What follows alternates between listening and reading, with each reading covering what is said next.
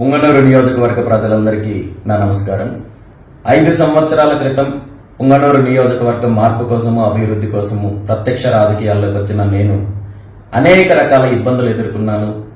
ప్రతిరోజు ఏదో ఒక రకంగా వేధింపులు, తప్పుడు కేసులు, అవమానాలు, నా కుటుంబ సభ్యుల అవమానాలు ఎదుర్కొన్నారు, నా పిల్లల అవమానాలు ఎదుర్కొన్నారు. ఆర్థికంగా నష్టపోయాను, వ్యక్తిగత జీవితాన్ని నష్టపోయాను, వ్యాపారాలు నష్టపోయాను.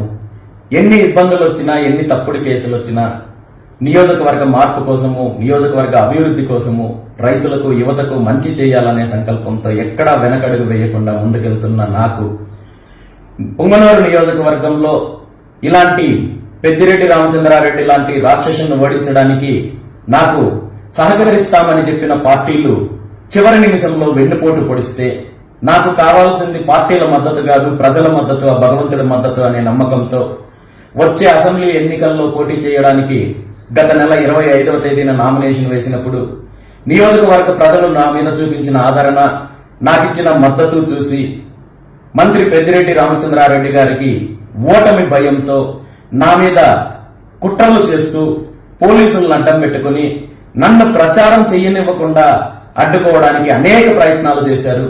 నేను ప్రచారం చేసిన 4 రోజుల్లో నా మీద 4 కేసులు పెట్టారు. అందులో హత్యాయత్నం అని, అధికారుల మీద దాడి చేశారని రకరకాల కేసులు పెట్టారు. నా మీద దాడి చేశారు, నా వాళ్ళ మీద దాడి చేశారు, అదేవిధంగా నా వాహనాలను ధ్వంసం చేశారు, నా వాహనాలను కాల్ చేశారు.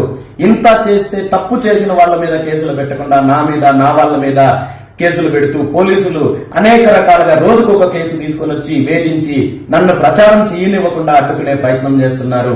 నా వాళ్ళందరినీ వెంటాడి తప్పుడు కేసులు పెట్టి ఇరిగించే ప్రయత్నం చేస్తున్నారు.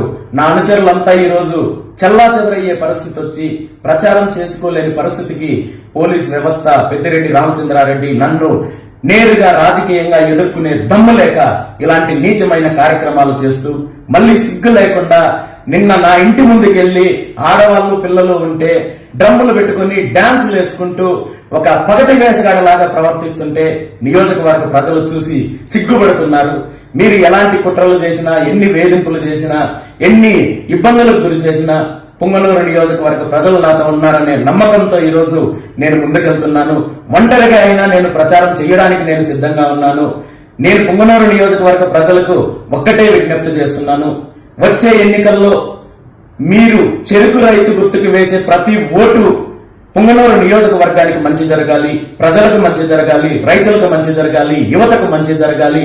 మనం వేసే ప్రతి ఓటు శ్రీకృష్ణుడి చేతిలో సుదర్శన చక్రం లాగా, అల్లాహకు చేసే దువ్వాలాగా, యేసుక్రీస్తుకి చేసే ప్రేయర్ లాగా ప్రతి ఒక్కరికి మంచి జరిగేలా ఉండాలి. కానీ ఇలాంటి అరాచక శక్తులకి, అధికారాన్ని అడ్డం పెట్టి దోపిడీ చేసే శక్తులకి మంచి జరగకూడదని, నియోజకవర్గంలో మార్పు రావాలని మనస్ఫూర్తిగా కోరుకుంటున్నాను.